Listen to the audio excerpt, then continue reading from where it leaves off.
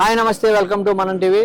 మనం రేవంత్ రెడ్డి, అల్లు అర్జున్ సంజయ్ థియేటర్ ఘటన అయితే తీవ్ర స్థాయిలో సంచలనంగా మారింది. అయితే మన వద్ద కుర్చీ తాతున్నారు. ఆయన ఈ ఘటన గురించి ఏమంటారో చూద్దాం. నా అభిమానులకు మళ్ళీ దేశ ప్రజలకు చెప్పేది ఒకటే, సినిమా ఇవాళ కాకపోతే రేపు చూస్తాం, ఒక వారం రోజుల తర్వాత అయినా. కానీ వచ్చిన రోజే పోవాలని ఉంది. ఇప్పుడు నేను పోవాలంటే పోలేనా? ఇప్పుడు పోయి నేను చూడాలంటే చూడలేనా? ఓపిక ముఖ్యం. నెక్స్ట్, రేవంత్ రెడ్డి అసలు పరామర్శించలేదు అల్లు అర్జున్ అంటున్నాడు. ఏమంటున్నావు దానికి? రేవంత్ రెడ్డి ఒక సీఎం అండి. Allu Arjun common man. అతను పోవాల్సిన అవసరం లేదు రేవంత్ రెడ్డి గారు. ఎందుకరికైనా అతను ఒక సీఎం, 5 కోట్ల అభిమానులకు ఒక సీఎం. నెక్స్ట్, అల్లు అర్జున్ హాస్పిటల్కి పోలేదని రేవంత్ రెడ్డి అన్నాడు. మరి ఎందుకు పోలే? నేను పోయినా అని అతను అంటాడు, పోలేదని జనాలు అంటారు. మరి నువ్వు పోయినావా, నీ పోలేదో నీ అంతరాత్మకెరక. నెక్స్ట్, అది ఎవరు తప్పు ఉందంటావు దీంట్లో? ఆ అమ్మాయిది. సినిమా వచ్చిన రోజే పోవాలని ఏంలా, ఒక వారం తర్వాత చూడొచ్చు. ఇప్పుడు మేము ఆగల, ఏమన్నా దేవుడా? నెక్స్ట్, ఎంత ఇస్తే పరిహారం సరిపోతుంది అంటావు ఆ అమ్మాయికి, కుటుంబం? ఇప్పుడు ప్రతి 25 లక్షలు ఇచ్చిళ్ళు, సరిపోతుంది, చాలు. నెక్స్ట్, రేవంత్ రెడ్డి కరెక్టా, అల్లు అర్జున్ కరెక్టా? ఈ విషయంలో కొంతమంది జేఏసీ విద్యార్థులు కూడా వెళ్ళి అల్లు అర్జున్ మీద, ఇంటి మీద దాడి చేశారు. పక్కా చేస్తారు. ఎందుకరికైనా వానికి గర్వం ఎక్కువ. వానికి అల్లు అరవింద్కు గర్వం బాగా. అల్లు అర్జున్ గా కుర్చీ తాత, నేను సీఎం కేసీఆర్ గారు ఉండగా ఇవ్వలే కుర్చీ అంటారా, కుర్చీ. నెక్స్ట్, ఇప్పుడు జేఏసీ నాయకులు పోలీసులు అరెస్ట్ చేశారు, వాళ్ళ మీద దాడి చేశారండి. పోలీసు అడిగి వాళ్ళని అప్పుడే బయటకు వచ్చేసారు. 1500 వాళ్ళకి 25 కోట్లు ఇవ్వకపోతే నా అల్లు అర్జున్ ఇల్లు మొత్తం ధ్వంసం చేస్తామని విద్యార్థులు చెప్తున్నారు. నాకు సంతోషం. వాని అయ్యా జాగిరా, వాడు నాగార్జున గారు చెరువులో ఇల్లు కట్టిండు. నా కొడుకులారా, ఎక్కడ ఎంటీ ప్లేట్ కనపడితే అక్కడ ఇల్లు కడుతున్నాడు. నెక్స్ట్, రేవంత్ రెడ్డి ఆధారాలతో సహా, మామూలుగా మాట్లాడడం కాదు, పోలీసుల ఆధారాలతో సహా బయట పెట్టడం జరిగింది. పోలీసులు అంత సీరియస్గా తీసుకోవడానికి కోర్టులో లాయర్ చేసిన కామెంట్లే కారణమా? కోర్టులో లాయర్ ఏం చేశారంటే, అల్లు అర్జున్ చూడడానికి పోలీసులు కూడా పైకి ఎక్కారు, కనీసం కింద ఎవరో కాపలా లేరు అనేది ఒక కామెడీ కింద మారి సోషల్ మీడియాలో ఆ వీడియో హల్చల్ అయింది. దాన్ని కొంచెం పోలీసులు సీరియస్గా తీసుకుని ఆధారాలతో సహా బయట పెట్టడానికి కారణం అదేనంటారా? మనం అన్ని విధాలుగా చూసుకోవచ్చు బ్రో. ఇప్పుడు డేంజర్ అని తెలుసు కూడా మనం వెళ్ళామంటే తప్పు మందే. ఫస్ట్ వేలో ఫస్ట్ రోజు మెయిన్ థియేటర్కి అల్లు అర్జున్ గారు వస్తున్నారు, ఇంతమంది జనాలు వస్తారని అందరికీ తెలిసిందే. తెలిసి కూడా ఫ్యామిలీతో వెళ్తాం, తప్పు ఎవరిది? వాళ్ళది. సో మనం ఏంటంటే ఇది ఎలా తీసుకోవచ్చు అంటే, ఒక సముద్రం ఉంటుంది, అల్ల బాగా వస్తున్నాయని అక్కడ డిపార్ట్మెంట్ మొత్తం చెప్పిదారే బాబు మేము ఆపలేకపోతున్నాం, మీరు బయటికి వెళ్ళిపోంటారు, అల్ల ఎక్కువ వస్తున్నాయి అంటాం.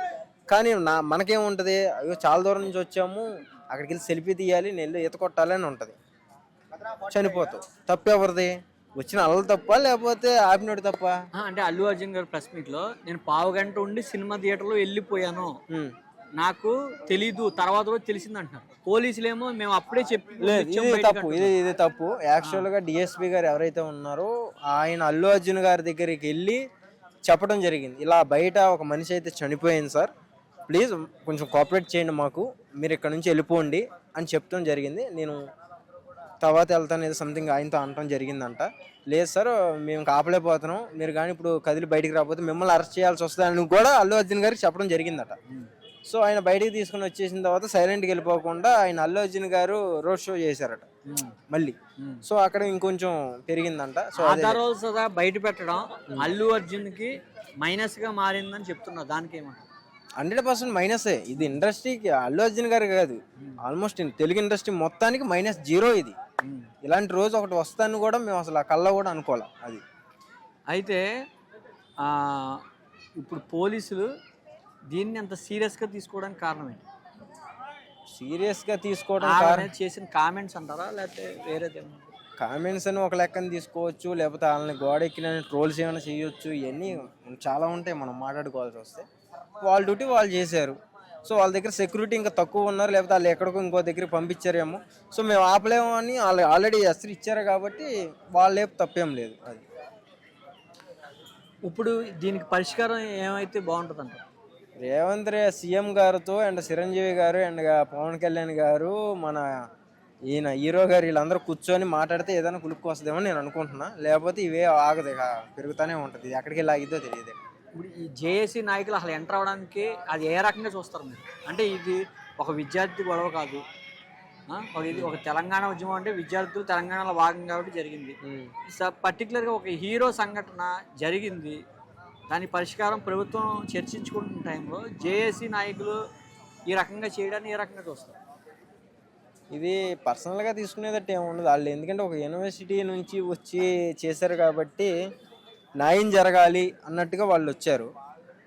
సో మరి దాని గురించి ఆయన వెనకున్నాడా? కొంతమంది సోషల్ మీడియా ఇందాకే చూసా, రేవంత్ రెడ్డి గారితో ఫోటోలు దిగినట్టుగా వైట్ షర్ట్ ఆయన ఆ పిక్స్ ఉన్నాయి. సో ఎప్పుడు దిగాడో ఏం కాదో తెలియదు. అంటే ఆయన సీఎం అవ్వకముందు దిగారా, లేకపోతే వాళ్ళిద్దరూ రిలేషన్లో ఉన్నారు, అవన్నీ మనకు తెలియదు కదా. సో ఫోటోలు అయితే రిలీజ్ అయినాయి, వాళ్ళ తాలూకా చేపించారు, సీఎం గారే చేపించారని కింద పోస్టులు అయితే వస్తున్నాయి. ఎవరు చేపించారని తెలియదు కదా. వాళ్ళనైతే అరెస్ట్ చేశారు, మళ్ళీ బెయిల్ దొరికింది, బయటికి తీశారని చెప్తున్నారు. మరి చూడాలి. జేఏసీ నాయకులతో అల్లు అర్జున్ సింపతి వచ్చిందని కూడా కొంతమంది చెప్తున్నారు. దాన్ని మీ దృష్టిలో ఏ రకంగా సింపతి వచ్చిందంటారా, లేకపోతే అల్లు అర్జున్ తప్పు క్లియర్ కట్ కనబడడం వల్ల దొరికేశారు అనే టైప్లో ఉందంటారు? ఈ టైంలో సింపతి వచ్చిందా లేకపోతే తప్పు జరిగిందా అని మాట్లాడటం కరెక్ట్ కాదు భయ్య. ఏది జరిగింది ఏంటన్నది వీళ్ళ ఫ్యామిలీ మొత్తం కూడా ఆలోచించి ముందుకి అడిగేయాల. ఈ కరెక్ట్ టైం ఇది. తొందరపడి మళ్ళీ ప్రెస్ మీట్ పెట్టి ఏదన్నా మాట్లాడేసి ఏదన్నా వదిలేరంటే మొత్తానికి మోసం వస్తుంది. రేవంత్ రెడ్డి తప్పు ఏం చేసిందో, అల్లు అర్జున్ ఏంటి అసలు ఆ ఇన్సిడెంట్లో ఎవరు తప్పు అంటారు?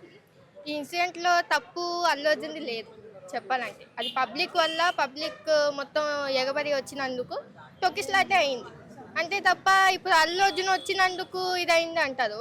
ఒక నిమిషం వాస్తవం చూడాలంటే, సో అల్లు అర్జున్ రాకముందు ఇది జరిగి ఉంటే ఏం చేసేవాళ్ళు? అసలు పట్టించుకునే వాళ్ళ ఇది కేసు? సో ఒక అల్లు అర్జున్ ఉన్నారని ఆయన మీద తోసేశారు, కానీ ఆయన లేకుంటే ఇది అసలు పట్టించుకునే వాళ్ళే కాదు ఈ కేసుని. సో ఎవరెవరే చనిపోయారు అని వదిలేసేవాళ్ళు, కానీ ఇప్పుడు ఆయన వచ్చారని ఇంత న్యూసెన్స్ క్రియేట్ చేస్తున్నారు. ఇది మొత్తం కక్షతో, రాజకీయంతో చేస్తున్నారు రేవంత్ రెడ్డి. నిన్నేమో ఆయన ఇంటి మీద దాడి చేశారు, ఇది కూడా రైట్ కాదు. ఎందుకంత కక్ష ఆయన మీద? పేరు చెప్పలేదన్న, పేరు చెప్పకుంటే ఇంత పెద్ద కేసు పెడతారా? ఓకే, అల్లు అర్జున్ ఆ కుటుంబానికి ఏ రకంగా ఆదుకుంటే మంచిదంటారు? ఆయన ఆల్రెడీ ఇస్తా అన్నారు, చూసుకుంటా అని కూడా ఇప్పటికీ చెప్తున్నారు, నిన్న కూడా చెప్పారు, రోజు చెప్తున్నారు. అయినా ఈ రేవంత్ రెడ్డి వదలట్లేదు ఆయన. ఎందుకంటే ఆయన రాజకీయంగా ఇప్పుడు ఎలా అయినా బ్యాడ్ ఆయన సీఎంగా. సో ఇప్పుడు ఆయన మంచిగా అందరి దగ్గర పేరు సంపాదించుకోవడానికి ఇంత పెద్ద కేసు వేశారు. సో ఆయనే దొరికారా కేసు వేయడానికి? ఇంకెవరు లేరా? ఇప్పుడు 100 కేసుల్లో ఇది ఒక కేసు అయితే ఇంకా 99 ఇంకా ఉన్నాయి, అది కూడా రేవంత్ రెడ్డి వల్లనే ఉన్నాయి. అది చెప్పాలంటే ఇంకా చాలా ఉన్నాయి. మరి ఇవన్నీ పట్టించుకోకుండా ఇప్పుడు అల్లు అర్జున్దే ఎందుకు పట్టించుకుంటున్నారు? సో అక్కడే అర్థమైంది కదా ఇక్కడ రాజకీయం అని. సో ఫ్యామిలీకి సపోర్ట్ చేయాలంటే చేసుకోండి, తప్పులేదు, కానీ ఫ్యామిలీని అడ్డం పెట్టుకొని రాజకీయం చేస్తున్నారు. అల్లు అర్జున్ విషయంలో ఎవరు తప్పని మీరు అనుకుంటున్నారు? ఇప్పుడు ఉడుంబలిసి పోతలింగం మీద ఎక్కినట్టు మన పేదవాడిచ్చే 10 రూపాయల టికెట్ నుంచి స్టార్ట్. 10 రూపాయల టికెట్ తీసుకొని ఈరోజు కోటీశ్వర్లు అవుతారు. 300 కోట్లు 600 కోట్లు ఎన్ని కోట్లైనా తీసుకొని అందులో పనిచేసే టెక్నీషియన్కు 1200 నుంచి వెళ్ళి వర్క్ చేసేవాడికి ఉంది. అందులో ఒక్కరికి ₹1 ఎక్కిచ్చిరా, అందులో ఒక 200 మంది కూలీలు పనిచేస్తారు. లైట్ మెన్లు, కాస్ట్యూమర్లు, మన మేకప్ మెన్లు, ఇట్లా సెట్ డిపార్ట్మెంట్ వాళ్ళు, జూనియర్ ఆర్టిస్టు, వాళ్ళకి ఇచ్చేది 700 మాత్రమే. 300 కోట్లు అయింది. పర్లేదు 300 కోట్లు, కానీ మనం ఇచ్చే పేదవాడి 10 రూపాయలతోటే అతను కోట్లు సంపాదిస్తున్నాడు. ఆ పేదవాడిని కూడా మనిషిలాగా చూడడం అనేది నేర్చుకోవాలి ఫస్ట్. ఒకటి ఏంటంటే ఈరోజు మనము మన ఓటు హక్కు ఉంది కదా, అడుక్కునేవాడిది ఒకటే విలువ, అంబానీది ఒకటే విలువ, హీరోది ఒకటే విలువ, రాజకీయ నాయకుడిది, ముఖ్యమంత్రిది, ప్రధానమంత్రి అందరిది ఒకటే విలువ. ఓటు అనేది అతనికి ఒక రకంగా విలువ లేదు, ఉన్నవాడికి ఒక రకంగా లేదు. అది మనకు రాజ్యాంగం ఇచ్చినటువంటి హక్కు. ఆ రాజ్యాంగం ఇచ్చినటువంటి హక్కును సరైన విధంగా రేవంత్ రెడ్డి సార్ వినియోగిస్తుంది. పేదవాడు అడుక్కునేవాడు ధనవంతునికి ఒకే రాజ్యాంగం ఉంటుంది, నీకొకటి నాకొకటి ఉండదు. కాకపోతే ఇంతకుముందు గతంలో జరిగినటువంటి విషయాలు ఏంటంటే ఉన్నవాడికే ఫేవర్గా చేసినాయి. నువ్వు ఏమన్నా చేసుకో, బెనిఫిట్ షోలు వేసుకో, ఏదన్నా వేసుకో, అందరికీ సేవ్ చేసినటువంటి వాళ్ళు అంతకుముందు ఉన్నారు. కాబట్టి దీని మీద ఖండించాలి. వాళ్ళకు కూడా, ఆ కుటుంబానికి కూడా అల్లు అర్జున్ గారు వస్తున్నారని తెలియదు. ఇట్లా తెలుస్తుంది, ఇట్లా ఒత్తిడి అవుతుంది అని అంటే ఎవరు కూడా చనిపోవడానికి ఎవరు ముందుకు రారు. కాబట్టి ఇలాంటి పరిస్థితులు మరోసారి జరగకుండా రేవంత్ రెడ్డి సారు కఠినమైన చర్య తీసుకుంటుండు. దానికి నేను రేవంత్ రెడ్డి సార్ను హ్యాట్సాప్ చేస్తున్నాను. ఎందుకంటే సమాన హక్కు అనేది అందరికీ ఇవ్వాలన్నదే గొప్ప థాట్. ఎప్పుడైనా గతంలో చూస్తే రాజకీయ నాయకులు ఏమైనా సినిమా వాళ్ళకి ఫేవరు లేకపోతే భూస్వాములకు ఫేవర్ ఉంటుండే. పేదవాడు చనిపోయినా వాడిని చంపేసినా కానీ ఎవడు దిక్కు లేదు, దమ్ములు అడగటం లేదు.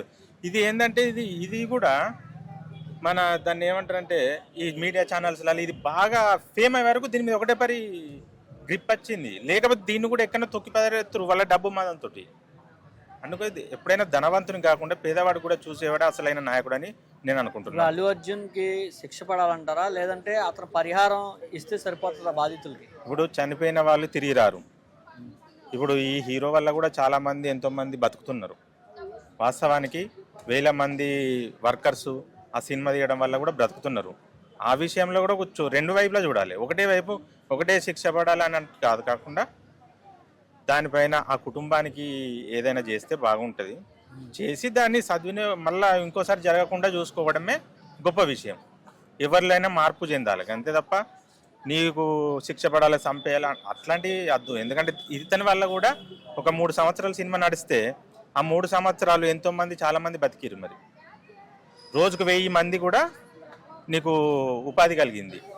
ప్లస్ మైనస్ రెండు చూడాలి. ఒకటే రకంగా ఇక ఉన్నోడని వానికి కత్తులు పట్టుకొని పోవడం, డబ్బులు వసూలు చేయడం కాకుండా తగినటువంటి దానికి తగ్గట్టుగా ఎంత పరిహారం చేయాలో ఇంకోసారి జరగకుండా ఇది తప్పిదమనే ఒప్పుకోవాలి. అసలు వాస్తవానికి ఏంటంటే తప్పిదమని ఒప్పుకోవాలి అంతే.